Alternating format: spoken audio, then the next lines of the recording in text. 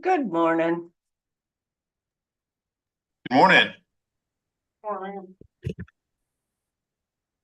How we doing? Hey, pretty good. Good. Waiting on, Ryan's down in the lobby. He's waiting on Cord to get here. Hey, no problem. Right on.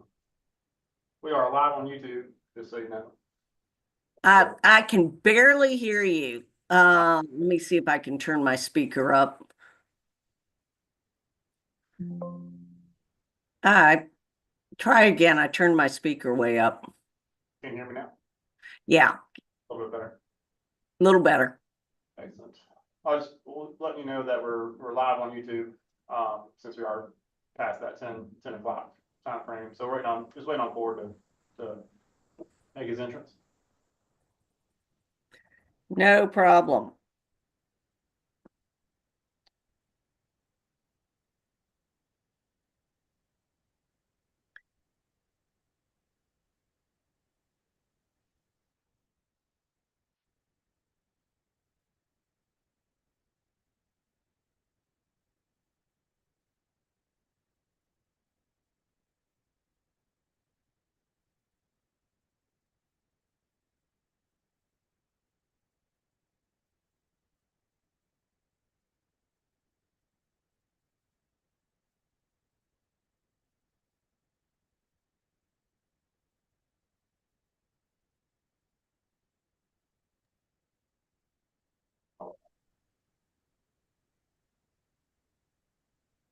Hey, everyone. Good morning. The Cord might be running late. You might also be, you might have got pulled into a meeting. I think you just started a new position. So, there's all sorts of likely scenarios. Cord might have found himself busy today. Nathan, and you guys want to kick us off?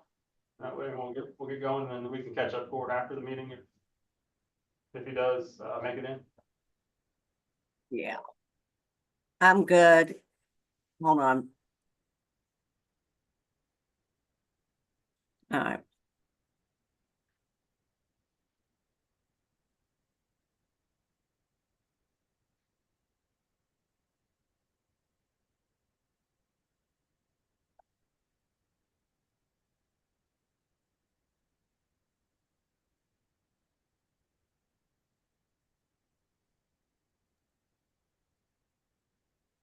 Would you guys like one of us to run the meeting? Yes, if you don't mind, either you, Nathan, or either one, just get us rolling. And I defer to you, but I'm happy to do it. Well, since this is probably my last finance committee meeting, how about if I assume the reins till Cord gets here? Perfect. Thank you.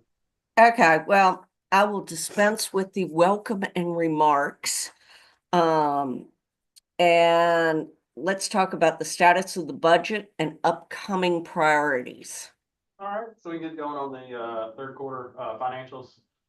Everything's strong. Obviously, we've been shaking up marginally from the federal cuts. Looking at opportunities, most everything this fiscal year has been, we've already received the funding for it, or the funding's been set aside by the partner agency that we've been working with. So no big surprises there. Next fiscal year might be a different story. As you guys might imagine, everything is up in the air. There's a lot of spending this year finishing out the pavilion. You have to see that in the numbers coming up at the end of the fiscal year. I think they're putting in the railings as we speak, so that's exciting. You can jump over to the balance sheet. Just remember that it's the third quarter, so we can look at the revenues as far as admissions to the museum. It just kind of shows how important our festivals are running through the third quarter. We got the numbers to add in from Reptile Fest. So these numbers do not include that festival. So that'll cap off the end of the year, and then we'll run pretty strong through June typically. That's when a lot of the Christie's educational programs kick off, and then once school's out, we get a lot of tourism, both in the box office and then of course in the store. So that'll all pick up. Chrissy's done a great job, receipts from city and county, so we've gotten Martinsville City and Erie County's yearly giving, and we're already working on next fiscal years. I know the county is, they're set to vote on it, everything's approved, the city is running a little bit behind. They're having some issues, organizationally. I think they had they had 5 individuals in the fiscal office and 4, either retired or went somewhere else. So that, I think the big story here, so you can see contractual services, that's a bleed over from last fiscal year into this fiscal year, finishing up the pavilion. Again, under expenses, you jump down to the story of this budget and the story of next budget is probably going to be utilities. Remember, you guys, the first time you saw this budget was back in November of 2023, calendar year 2023, approved in February, and between that approval, well, really between the first look in November, there's been 4 different increases in the utility rate in Martinsville. So they've increased in January, and then they increased at the beginning of the fiscal year.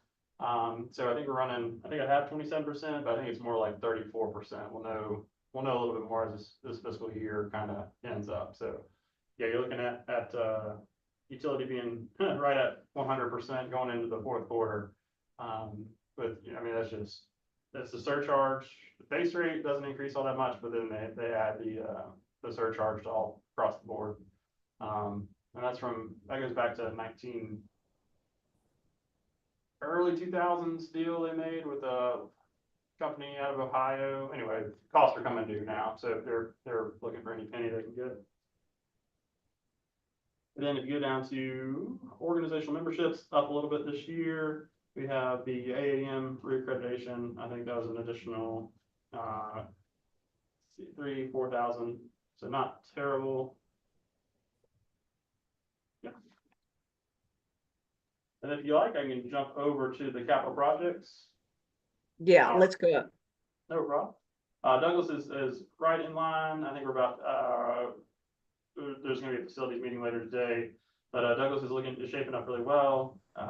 HDH Associates, their team there, the architects are almost completely through schematic design. So we had some asbestos testing and some lead testing that we needed to get back before they finalized drawings. I know they've done the testing, but I don't know if they've reported back, and obviously that could affect the budget for the project, because a lot of the budget might be eaten up just getting rid of the asbestos.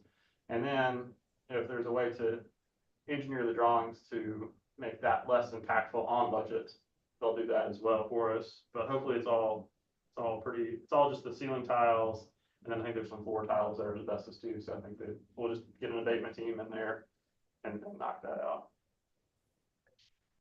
So the Waynesboro trailer renovation, Tim and B&G, they've gone up and met with a local vendor.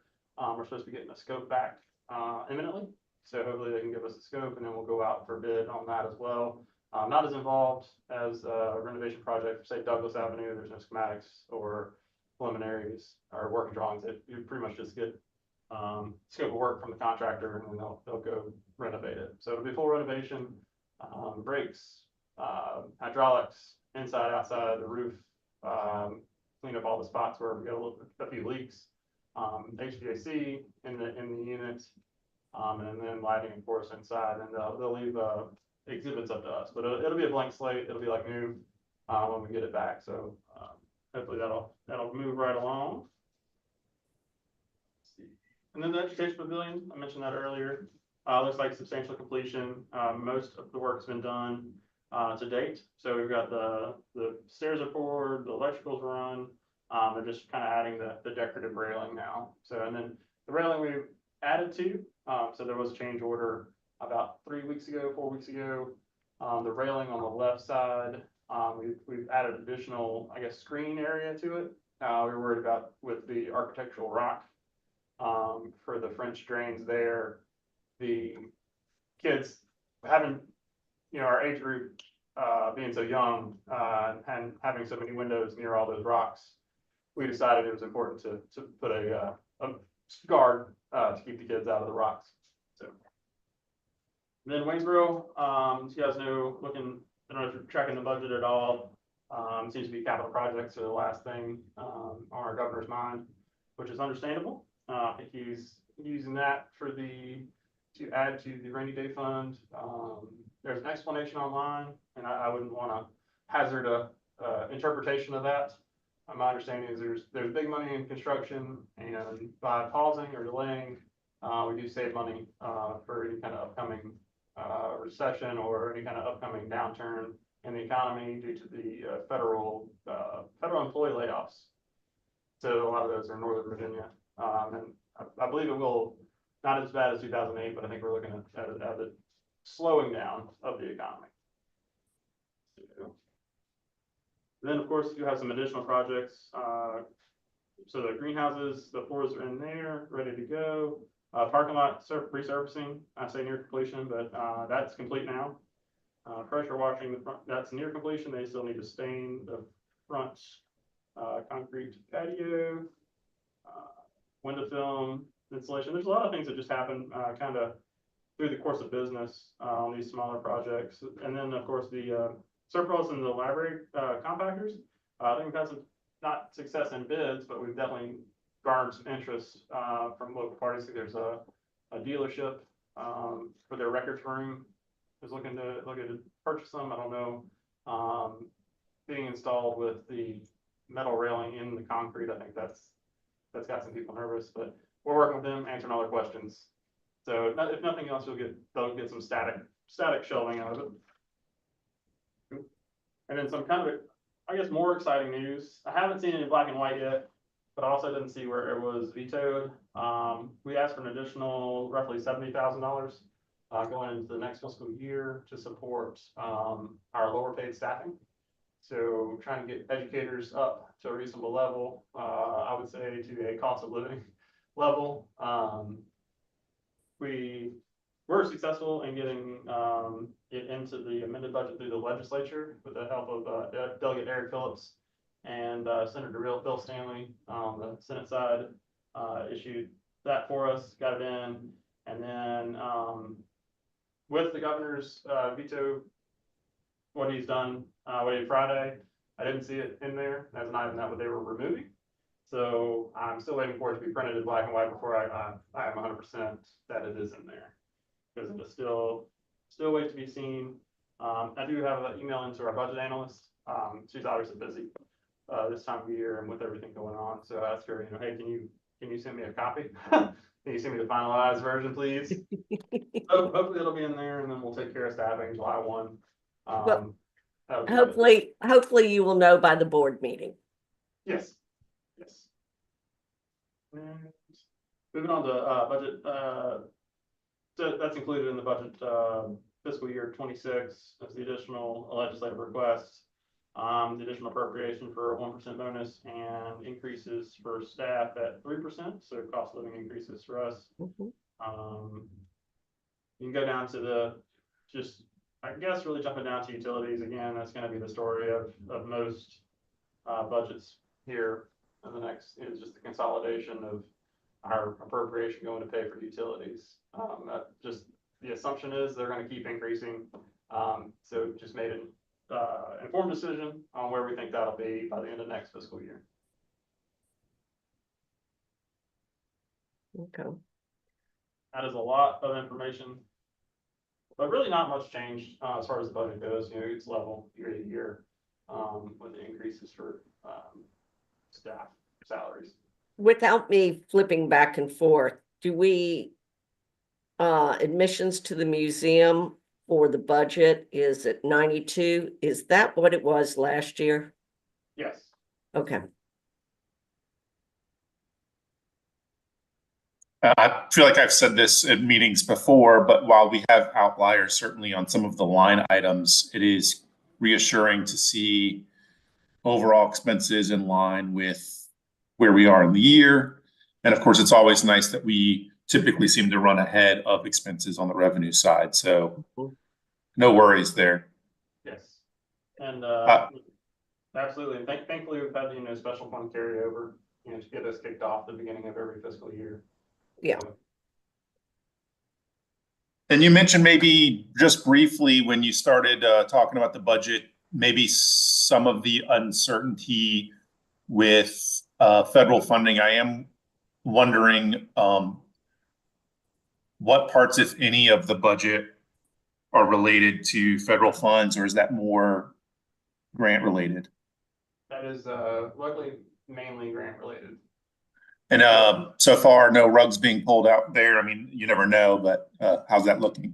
No, I think, as far as the funding, so you wouldn't necessarily see it on the museum side, the foundation, being an office Okay. partner. They handle a lot of it, but the Wyoming trip for, Adam and Lucy, it'll be $14,000. It's all, that's all federal funds. So that's passed through from Lynchburg College. Lynchburg College. University of Lynchburg. University of Lynchburg, they changed it, my bad, sorry, Lynchburg College, apologies. University of Lynchburg, I apologize. But yeah, no, we're happy to have that, still moving full steam ahead. They'll get out, right before Dino Fest, so a little over a month from now, they'll head out to Wyoming. And, take, I think, 11 or so students with them, an educator from the University of Lynchburg, and, I mean, they might have a few people tag along. I think Joe's gone out a couple times, but that's really the only federal program that we would see a direct results. Okay, it's good. We, I'm sorry, go ahead. not to say, we're seeing sort of the beginnings of the indirect, results of the federal uncertainty. So, a couple of our corporate partners are more carefully considering their support than they have in the past. It's always carefully considered, but they're looking at asking for different options, lower amounts, and it's all directly related to tariffs. So, for our part, we're gonna keep doing what we do. We're gonna, make the asks. It may have to be, 5 corporate partners to make up what 3 previously did. But that's just, we're gonna keep pushing. So right now it's just more questions and more consideration, but, yeah, we're keeping an eye on it. Yeah, that makes sense.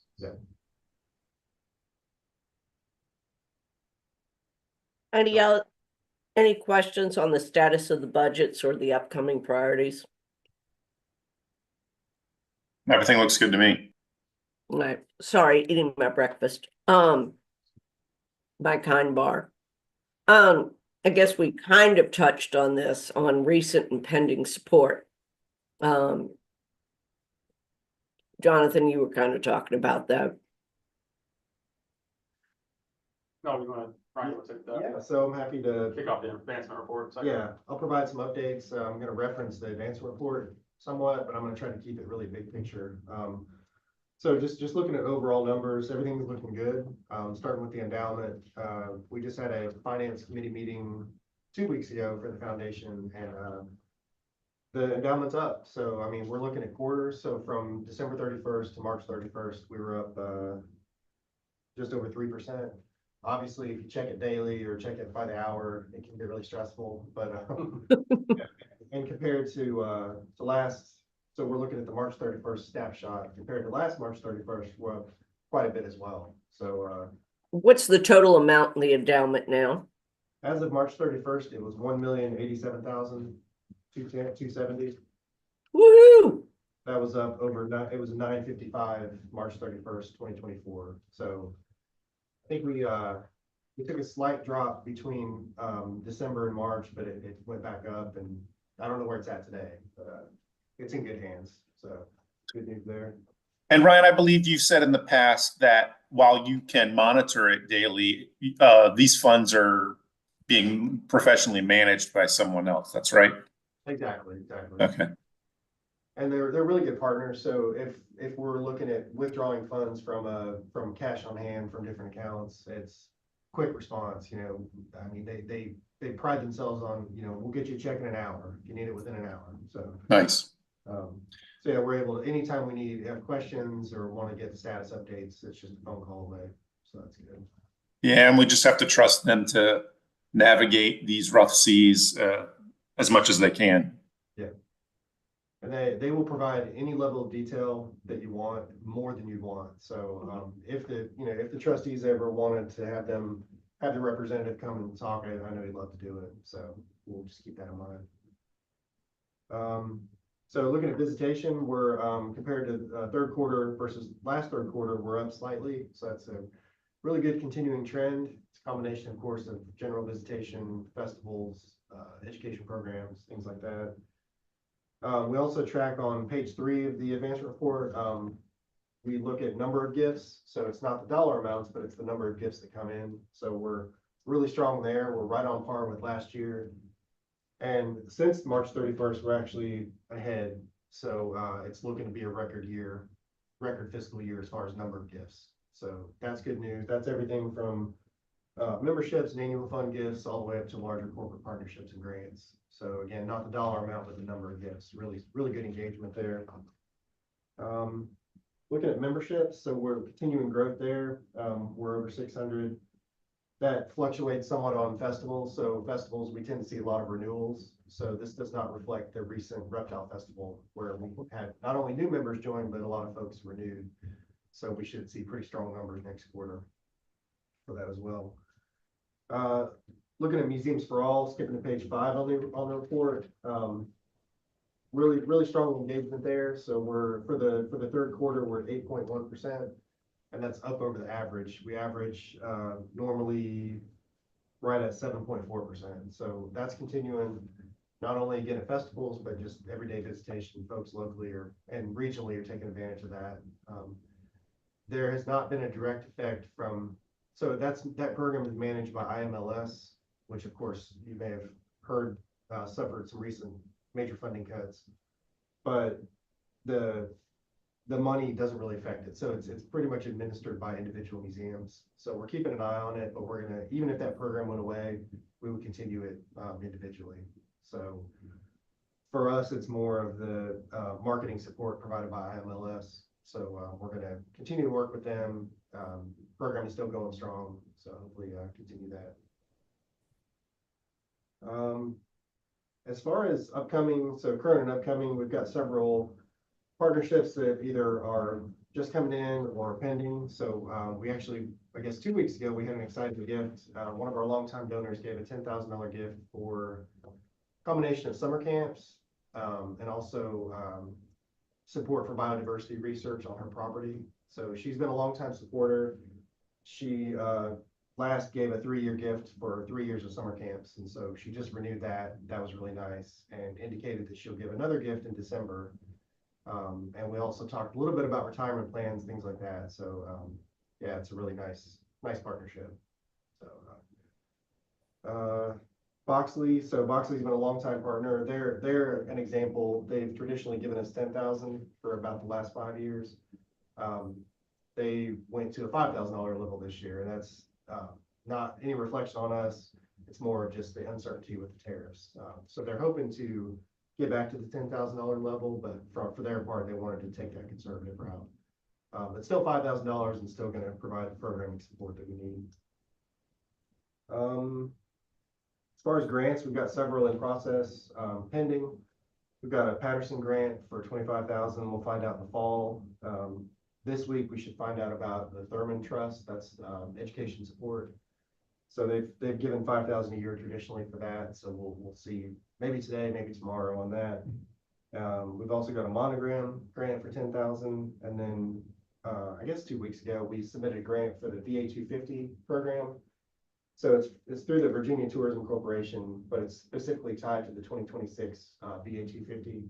So we are requesting $10,000, and that's going to be for a combination of exhibit, marketing support, and then support for one of our Virginia Explorers coming up, our publication. So we should find out in June on that. But that's a nice tourism tie-in, nice, VA 250 2026. So hopefully good news on that, hopefully. Yeah, and then as far as upcoming events, we have a lot of stuff coming up. So we have May 10th is this Saturday. It's our National Science Foundation Day. So NSF Day at VMNH. It's going to be free admission. We're going to have some interpretive materials out highlighting the support of NSF over the years for VMNH. Of course, May 16th and 17th are our board meetings. So the 16th is our foundation board meeting. And then the next big festival is going to be Dino Festival. That's July 25th and 26th. So we have a lot of good displays, good partners with that. Really excited about that. So I think overall, things are going well. Lots of activity as far as individual gifts, corporate grants, things like that. We're just continuing to push. Yeah. Happy to All answer any- sounds very positive. Yeah, and I'm not surprised about corporations, just the economist in me says, uncertainty all across the board. They're probably, as I call it, hoarding cash. Reducing So, risk. again, I don't think it's a reflection on the museum. Yeah, we have another request pending for, Bassett Furniture, Mhm. so, they're gonna get back to us on that. Just looking at what we've traditionally done, we'll find out, but we're gonna have a conversation in the next few weeks on that. Yeah. Well, my 2 cents, the budget for next year looks great. If conservative, so like that. To your point, maybe we've over budgeted for utilities, but who knows? Right. I'd rather be, at this time next year, I'd rather say, oh, we're well under budget on utilities rather than, oh, God, missed the mark again. Yeah, we're definitely sharpening our pencil going into the end of this fiscal year with just there's unknown, with them increasing their rates. And Yeah. if you catch the news on the Martinsville City Council, there's a lot going on. Yeah. And so any other, Nathan, do you have any other questions or comments? I'm just like you, lots of good news in the advancement report, and I'm comfortable with the financials and the budget, so I'm all good. Will you guys be attending the May the 17th meeting, Yes. Nathan? Yes, I'll be there. Who? Excellent. I guess in Court's absence, one of you guys mind, either you can turn it over to me or Ryan, or you guys can do a summary. Then if there's any questions, you can turn it over to us. We're down for whatever.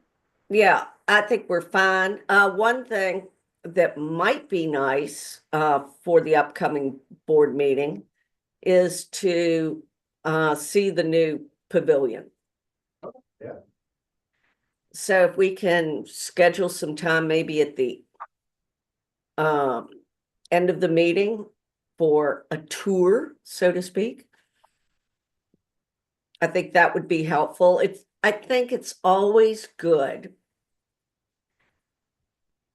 My example in my mind was the time we took the tour of the Douglas Street facility.